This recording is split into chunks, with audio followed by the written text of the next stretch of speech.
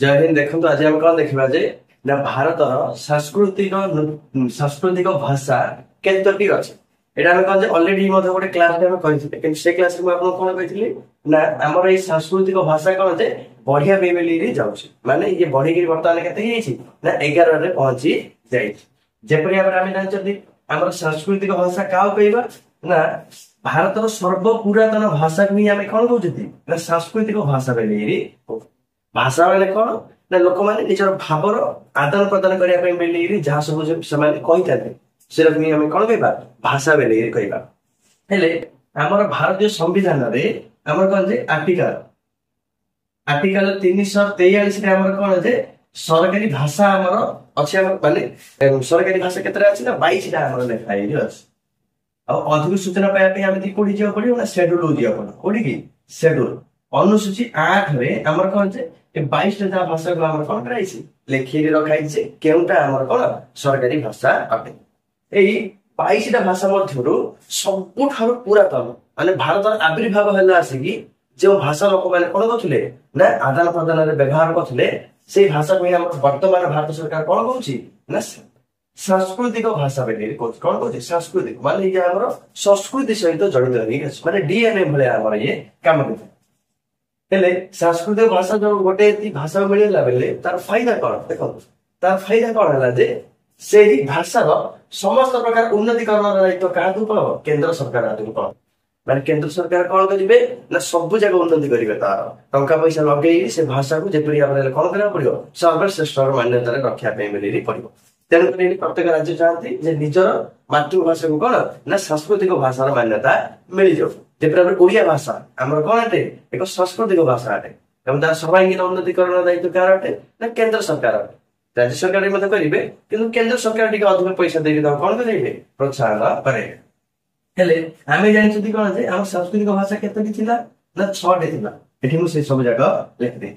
ବର୍ତ୍ତମାନ ଆମର କେତୋଟି ଯୋଗ ହେଲା ନା 5ଟି ସାଂସ୍କୃତିକ ଭାଷା ଯୋଗ ହେଲା ଯାହାକି ମୁଁ କଣ ଏଠି ମୁଁ ଲେଖିଦେଇଛି। ବର୍ତ୍ତମାନ ଦେଖନ୍ତୁ ଆମେ ଗୋଟେ ଗୋଟେ ଦେଖନ୍ତୁ ଭାରତରେ ଆମର କଣ ଯେ ସବୁଠାରୁ ଆଗେ କେଉଁ ଭାଷାକୁ ସାଂସ୍କୃତିକ ଭାଷାର ମାନ୍ୟତା ମିଳିଥିଲା ନା ତାମିଲ ଭାଷା ଯୋଉଟା କି ଆମର କୁହାଯାଏ ତାମିଲନାଡୁରେ ଆମର ଅଧିକ କହୁଛନ୍ତି। କେଉଁ ଭାଷାରେ ତାକୁ ସାଂସ୍କୃତିକ ଭାଷାର ମାନ୍ୟତା ମିଳିଲା 2004 ମସିହାରେ ମିଳିଲା। ଆପଣ ଜାଣିକି ଆଶ୍ଚର୍ଯ୍ୟ ହେବେ ଯେ ତାମିଲ ଭାଷା ହିଁ କହନ୍ତି ଭାରତର ସର୍ବ ପୁରାତନ ଭାଷା ବୋଲି ଆମେ କହୁଛନ୍ତି। ତା ପରବର୍ତ୍ତୀ ସମୟରେ ଆମର କହୁଛେ ସଂସ୍କୃତକୁ ଆମର କଣ ମିଳିଲା ନା 2005 ମସିହାରେ ତାକୁ କଣ ମିଳିଲା ସାଂସ୍କୃତିକ ଭାଷାର ମାନ୍ୟତା ତାକୁ ମିଳିଲା। ଆପଣ ବୋଲେ ସଂସ୍କୃତ କେଉଁଠି କହୁଛନ୍ତି ନା ଆମର ଏଇ ଯୋଉ ଦକ୍ଷିଣ ଭାରତର ନାହିଁ କି ତାମିଲନାଡୁ କେରଳ ଏଠାକାର ଲୋକମାନେ କିଛି ପରିମାଣରେ କଣ କହୁଛନ୍ତି ନା ସଂସ୍କୃତକ ଭାଷା କହୁଛନ୍ତି। ସଂସ୍କୃତକ ଭାଷା ହିଁ ଆମେ କଣ କହୁଛନ୍ତି ଦେବ ଭାଷା ବି ମଧ୍ୟ ହେଲେ କୁହାଯାଇଥାଏ। ତାପରେ ଆସିଲା ଆମର ତେଲୁଗୁ ଆମର କୋଉଠି କହୁଛନ୍ତି ନା ଆନ୍ଧ୍ରପ୍ରଦେଶ ଏବଂ ତେଲେଙ୍ଗାନାର ଲୋକମାନେ କଣ କହୁଛନ୍ତି ତେଲୁଗୁ କହୁଛନ୍ତି ଯୋଉଟା କି ଆମର କଣ ଯେ 2008 ମସିହାରେ ତାକୁ ଆମେ କଣ କରିଥିଲେ ସାଂସ୍କୃତିକ ଭାଷାର ମାନ୍ୟତା ଦେଇଥିଲେ।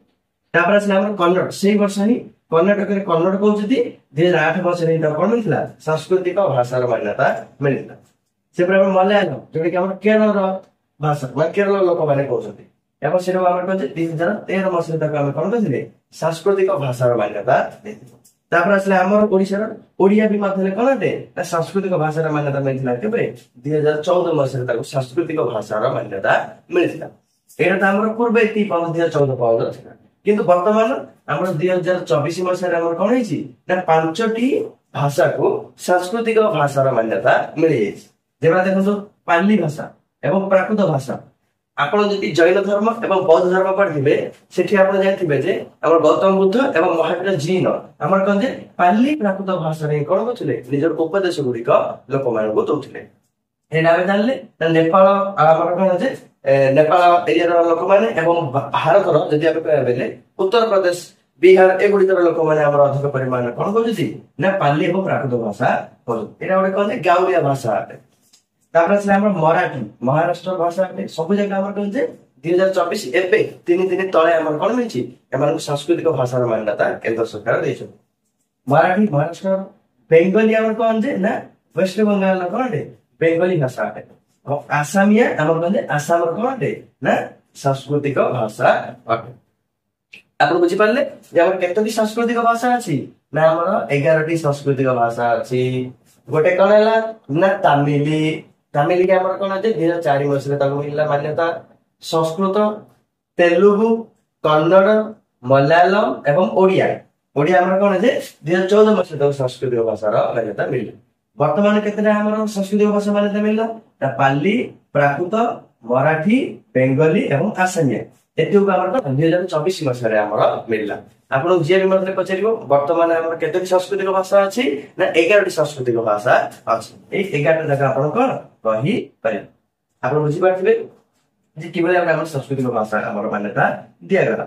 ଯଦି ଆମେ ମ୍ୟାପ ରେ ଦେଖିବା ପାଇଁ ଯଦି ଚାହିଁବା ମାନେ ମ୍ୟାପ ରେ ଆପଣ ଦେଖନ୍ତୁ ଯେବେ ଆପଣ ହେତୁ ଦେଖିବା ପାଇଁ କଣ କରିବେ ନା ଦିଟା ଗୋଟେ ହେତୁ ଯେବେ ତାମିଲ ସଂସ୍କୃତ ଦେଖନ୍ତୁ ତାମିଲନାଡୁ ଏଇ ତାମିଲନାଡୁରେ ଆମର କଣ ଅଛି ନା ତାମିଲ ଭାଷା କହୁଛନ୍ତି। ସଂସ୍କୃତ ପୁରାପୁରି ଏରିଆରେ ଆମର କିଛି ଅଞ୍ଚଳରେ ଆମର କହୁଛନ୍ତି। ସେବେ ତେଲୁଗୁ ଆମେ ଜାଣିଛନ୍ତି ଆନ୍ଧ୍ରପ୍ରଦେଶ ଏଠି ଆମର ଅଛି, ତେଲେଙ୍ଗାନା ଲାଗି ଅଛି। ତେଲୁଗୁ ତାମିଲ ଆମର କଣ ହେଲା ଏଠି ଆମର ତେଲୁଗୁ ଏବଂ ଆନ୍ଧ୍ରପ୍ରଦେଶ 2008 ମସିହା ମିଳିଲା। କନ୍ନଡ ଆମେ ଜାଣିଛନ୍ତି ଏଠି ଆମର କଣ ଅଛି କର୍ଣ୍ଣାଟକ ଅଛି। ଏଇ କର୍ଣ୍ଣାଟକରେ ଆମର କଣ ମିଳିଲା ଆମର 2008 ମସିହା ମିଳିଯାଇଛି। ମଲୟାଲମ କେରଳର ଲୋକମାନେ ଯୋଉ ଭାଷା କହୁଛନ୍ତି ମଲୟାଲମ ତାକୁ କୁହାଯାଇଥାଏ। ଓଡିଆ ତ ଆମେ ଜାଣିଛନ୍ତି ଓଡିଶାର ଭାଷା ହେଲା କଣ ଓଡିଆ। ଏଠି ଆମର କଣ ଅଛି ନା ବେଙ୍ଗଲୀ ଓଡିଶାର ଉପରେ ହିଁ ଆମର କଣ ଅଛି ବେଙ୍ଗଲୀ ଯୋଉଟା ଆମର କହୁଛନ୍ତି ବାଙ୍ଗଲା ୱେଷ୍ଟବେଙ୍ଗଲ ସେଠି ଆମର କଣ ନା ତାର ମଧ୍ୟ ମିଳିଗଲା ସାଂସ୍କୃତିକ ଭାଷାର ମାନ୍ୟତା ମିଳିଗଲା। ତାପରେ ଆମର ଆସାମୀ ଆଇନ ମିଳିଗଲା। ତାପରେ ଏଠି ଆମର ପାଲି ପ୍ରାକୃତ ଏଇ ଅଞ୍ଚଳରେ ଆମର ଅଧିକ ପରିମାଣର ପାଲି ଏବଂ ପ୍ରାକୃତ। ଏବେ ଆମର କଣ ନା 11ଟି ଆମର କଣ ସାଂସ୍କୃତିକ ନୃତ୍ୟ ଆମ ସାଂସ୍କୃତିକ ଭାଷା ଆମର ଅଛି। ସେପରେ ସାଂସ୍କୃତିକ ନୃତ୍ୟ ବି ମଧ୍ୟ ଆମର କେତୋଟି ଅଛି ନା ଆମର 8ଟି ସାଂସ୍କୃତିକ ନୃତ୍ୟ ବି ମଧ୍ୟ ହେଲେ ଅଛି। ସେବେ ଆମେ କଣ ଯେ ଅଲରେଡି କ୍ଲାସ କରି ଦେଖି ଦେଇଛନ୍ତି ଆପଣ ଦେଖିପାରିବେ। ଆଶା କରୁଛି ଆପଣ କଣ ଯେ ଏ କ୍ଲାସିକାଲ ଲାଙ୍ଗୁଏଜ ବିଷୟରେ ଆପଣଙ୍କୁ ବୁଝି ପଡିଯାଇଥିବ। ବାକି ଜୟ ହିନ୍ଦ।